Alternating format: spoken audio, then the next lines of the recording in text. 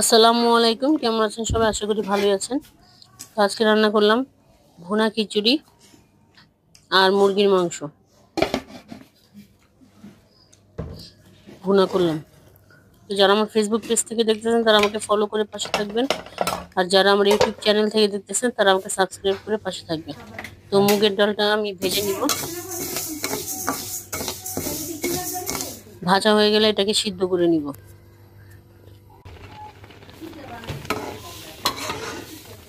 ভাজার পরে পানি দিয়ে চুলে দিয়ে দিছি, নেড়ে চেড়ে সিদ্ধ করে নিব। আর এদিকে পোলার চাল, ভাতের চাল আর মুসুরির ডাল নিয়ে নিছি। ডালটাও সিদ্ধ হয়ে গেছে, নামিয়ে নিব। এখন মুরগির মাংস বসাবো। পেঁয়াজ দিলাম আর তেল। পেঁয়াজটা ভাজা হয়ে গেলে আদা রসুন বাটা দিব।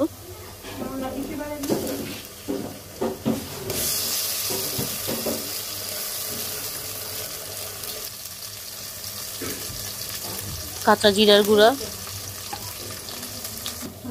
টমেটো, লবণ,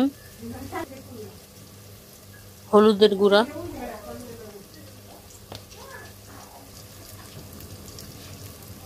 মরিচের গুঁড়া,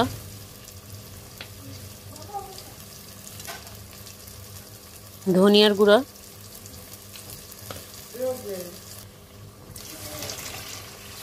পানি দিব।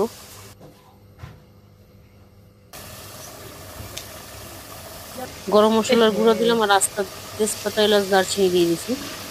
এখন মাংসগুলো দিয়ে ভালো করে কষাবো।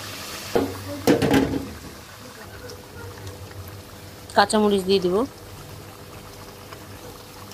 এখন ঢেকে দিব। ঢাকনাটা একটু পরপর উঠিয়ে ভালো করে নেড়ে চেড়ে মাংসটা ভালো করে কষাবো।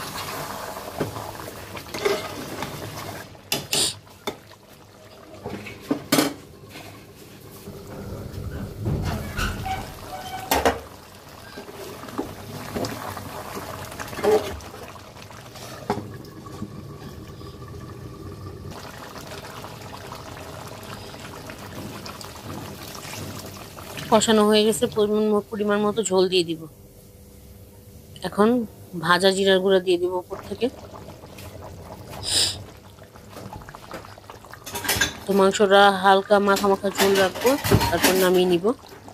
এরপর খিচুড়ি বসাবো। পেঁয়াজ দিলাম, তেল, খিচুড়িতে তেলটা একটু বেশি দিই। পেঁয়াজটা ভাজা হয়ে গেলে আদা রসুন বাটা দিব।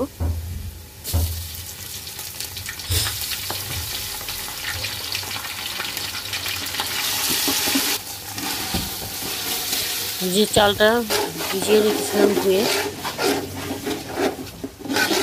এটাকে ভালো করে ভাজবো। মুগের ডালটা দিয়ে দিব।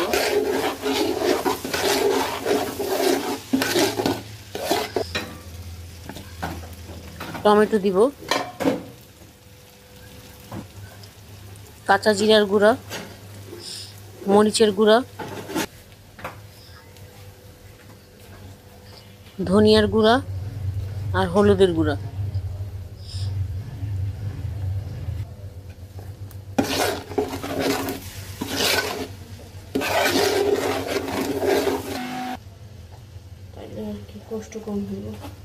ভাজা জিরার গুঁড়াটাও দিয়ে দিব।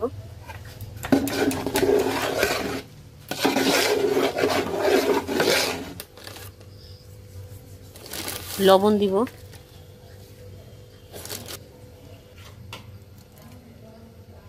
ভালো করে ভেজে, আর এখানে আস্তা গরম মশলা দিয়ে দিছি।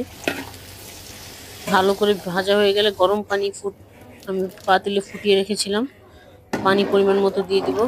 আস্তা কাঁচামরিচ দিয়ে দিলাম। এখন নেড়ে চেড়ে তারপর ঢেকে দিব। বলক চলে আসছে।